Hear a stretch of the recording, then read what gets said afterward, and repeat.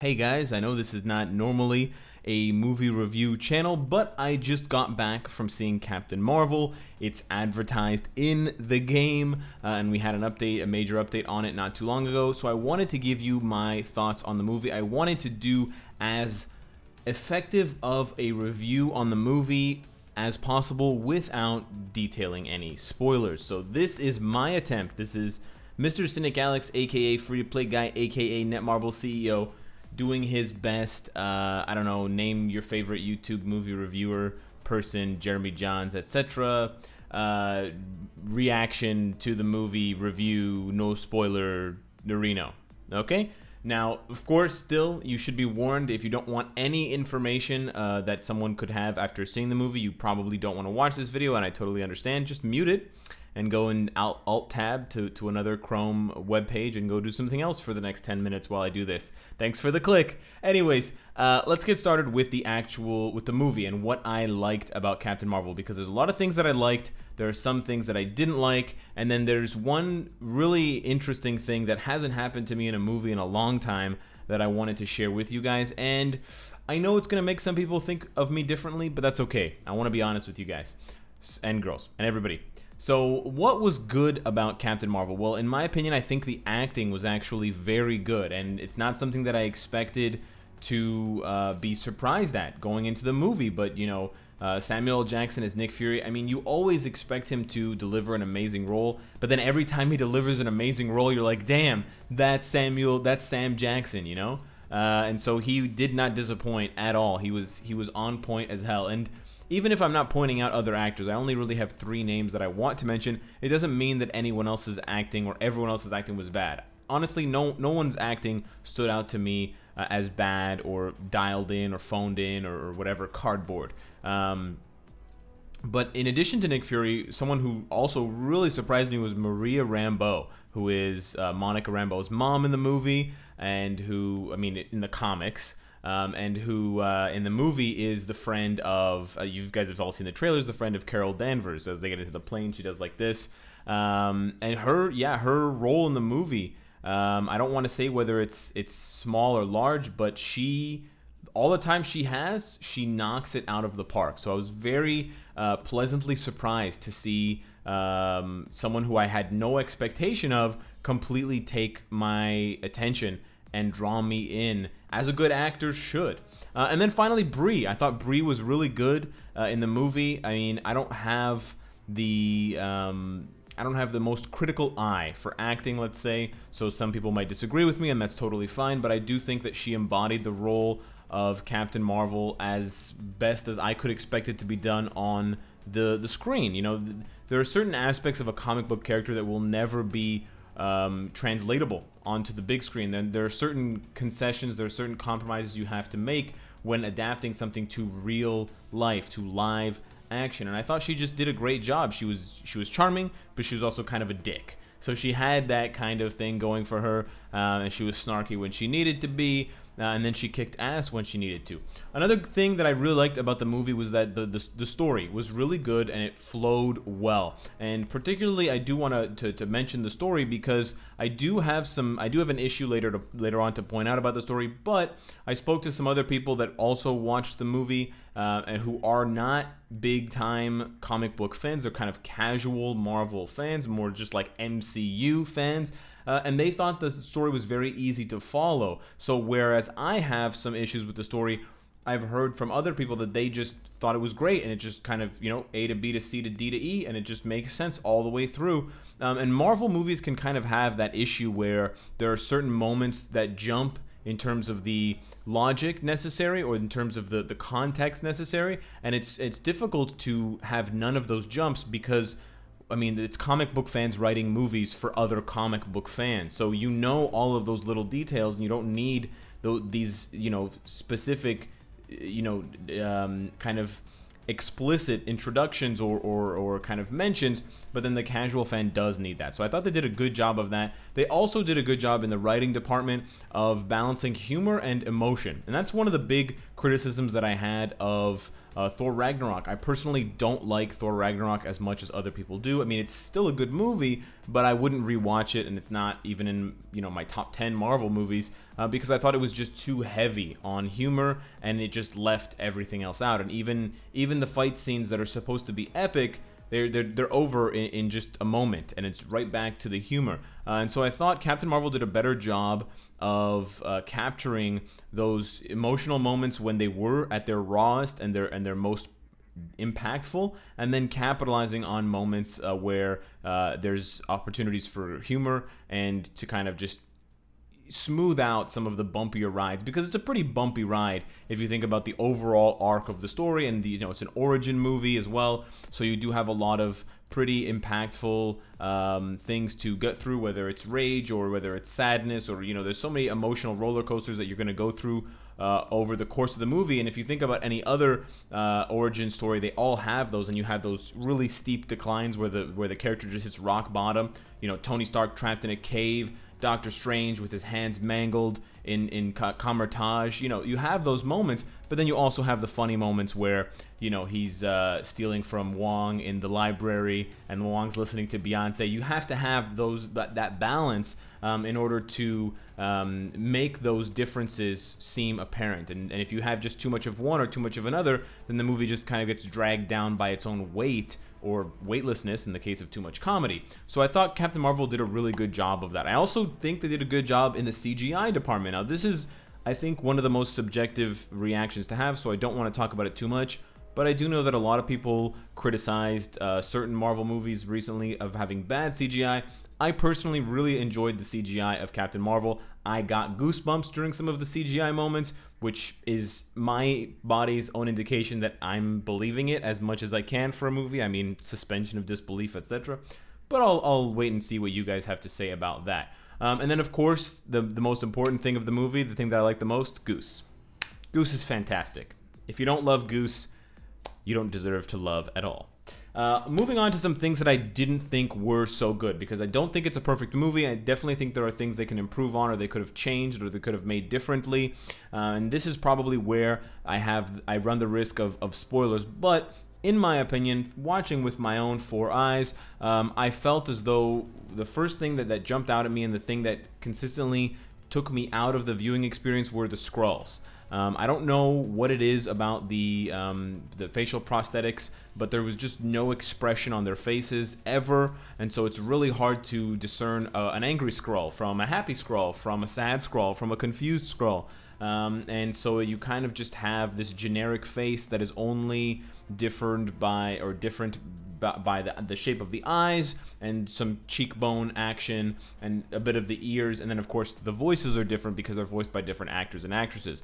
So I really didn't like the Skrulls personally, and I thought that they were better when they were morphed, because they actually looked like real things. And I just personally thought that when they were as Skrulls, they looked like humans wearing Skrull masks, like Halloween masks. So that's something that I would personally like them to investigate some way. I mean, even something like the mocap work that people do for things like Planet of the Apes, maybe that would be a more expensive but a better alternative, because I didn't like whatever it was that they used, whatever physical prosthetics or props they used for the Skrulls, if that's what they used. I'm pretty sure that's what they used. A couple of other things that I didn't really like. There are some moments where the music felt to me out of place for the scene. So it's a movie set in the 90s. It's a movie that tries to be a bit of a period piece. I mean, you guys have all seen the trailer where she drops in on Blockbuster. So they are, you know, really looking back and trying to capture that decade in a time capsule. And they do that with the music as well. I mean, that's not really a spoiler. You would expect that. You're not going to hear 2019 Lil Xan rapping over some dumb shit while she's fighting a guy inside of a Blockbuster or whatever, some other 90s reference. So there's going to be 90s music, but I just felt that some of the music was unnecessarily present, and I felt that some scenes could have used regular scores, which is just kind of like background music, orchestral music, to underline what's going on, rather than full-on soundtrack from an actual song that was released for the general public. Also, some action sequences, in my opinion, were uninspired, and I don't know if this is just due to the actors' inabilities to go through really enhanced choreography, or if it just seemed weird to emphasize choreography so much for a character that's supposed to fly and shoot beams. I understand it to an extent. What's the point of watching Captain Marvel throw punches and kicks when she can just fly and go supernova and just completely destroy everything? Because in the comics, we know that that's what she's capable of. So I understand that, and I understand that it's a lot easier to expect and be satisfied by just kicking and punching when you're watching someone like Captain America fighting or Black Widow. But then in Captain Marvel's case, it just felt like some of the scenes were just, okay, this is generic movie scene where there's going to be a fight and things happen, but it doesn't really, it feels less like a Captain Marvel movie and more like a fight scene in a Captain Marvel movie, if that makes any sense. The last two things I want to talk about, these are just personal issues that I had with the movie. And again, I said that the story did flow well, and I do stand by that. But my personal feeling watching was that the first act was a bit slow. I mean, you got certain things going on, characters being introduced. I understand that you have a lot to pack in, but I just felt like it was slow. It's just plain and simple. I can't really explain it. I can't really justify it. It just felt slow to me. Conversely, I also felt that the third act of the movie was a bit rushed. It just felt like there was a lot going on, there was a lot at stake, and it was all being crammed into a very short amount of time. It's a pretty long-running movie. I believe it's like 2.5 hours, or just under 2.5 hours. So I understand why things have to be the way that they are. And again, no movie is perfect. I definitely have similar gripes about pacing in other movies, and it's one of the hardest things to nail down, especially in an origin movie. I mean, there are certain parts of Doctor Strange where it drags, but that is just something that I thought and that I felt during the movie, and so I wanted to tell you guys about it. And of course, if you feel the same way as I do or you don't, let me know in the comments down below and we can discuss it. Or you can discuss it privately with me if you want to message me on like Twitter or something, in case of spoilers. Lastly, I just want to give an overall recap to something that I felt throughout the movie that I think is going to resonate either negatively or positively with people. I don't really know how people are going to take it, but whatever. I'm not concerned about how you're going to take it. I just want to give it to you, and that is my discomfort. I felt, and I noticed, I basically noticed myself feeling discomfort at kind of not every scene, but in some scenes, I would say maybe 4 or 5 scenes throughout the movie, maybe 6, I felt discomfort at seeing Captain Marvel there on the screen doing all of these things. And there's really no explanation for why that is other than I expected it to be a guy. Now, you can take that for whatever you want it to mean, but to me, it means that I'm just so used to seeing action movies, not even just for, I mean, you can go into the Marvel universe and look at 20+ movies in the MCU that are all male protagonist based, but you can even go beyond that. I mean, some of the first big action movies that I saw growing up, Bourne Identity, that's a dude. The Matrix, yeah, Trinity's in there, but it's basically all about Neo and Morpheus. I can go on and on. I can sit here all day. John Wick more recently. There's so many great movies, but it's always a dude behind the gun. It's always a dude behind the mask or whatever. And so seeing a movie that's very much a male action movie, but it's a female, did cause some sort of, I don't know which one, cognitive dissonance. I don't know what it's called exactly, but it's kind of like, this is exactly what I expect, except boobs and blonde hair and a soft voice. So it was interesting to see, and it's something that I definitely want to explore further by watching other movies. To be honest, at the moment, I can't think of another movie that's not cartoon-based that has this heavy of a female protagonist lead with no male romantic attachment involved. And that's something that, this may be the biggest spoiler, but that's something that I think is a pretty fair way to summarize how this movie differs from something like Wonder Woman. And so in Wonder Woman, I'll give this example. In Wonder Woman, we've all seen Wonder Woman, hopefully. She's an Amazonian, so she's technically living on Earth, but she doesn't have awareness of society in terms of how people do things, how people dress. And so when she gets introduced to society, when she follows Steve on the boat off of you know, the island of Themyscira, and she goes to whatever, New York. She has to follow his lead.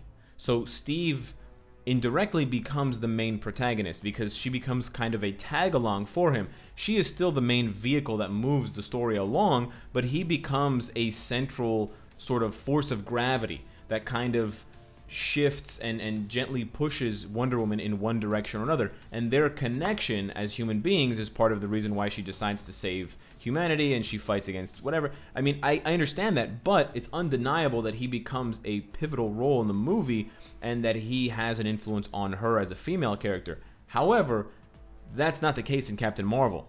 It's just Brie all day from beginning to end, and that is I think the biggest reason why I think some people may feel some discomfort when they watch, because all of those familiar cliches, all of those familiar sort of flag posts that we look for, even in female-dominated movies, are not really there. And so it's an interesting movie. I like it. I would probably want to see it again. I think it's one of the best Marvel origin movies, and I love Marvel origin movies, and it gave me those same feelings that I had when I watched Iron Man for the first time, when I watched Black Panther for the first time, when I watched Doctor Strange for the first time. And so I have to rate it similarly. If you're curious what I would rate it, not that I'm anyone important who rates movies on a regular basis, but I would give it about an 8.5 out of 10, which I think is a fantastic score for a first-time movie role for the character and for the franchise as a whole. It's a really difficult kind of nut to crack with all of the space stuff, all of the sci-fi, all of the shape-shifting, and all this stuff. There's a lot of foreign ideas that Marvel has to tackle, so I think this is by far their most ambitious and difficult movie to date. We'll see how it handles in Endgame, and then possibly, probably, most likely, in a sequel. So let me know what you guys think. Subscribe if you enjoy the content, and of course, if you like what you see, I hope to see you again tomorrow. Take care.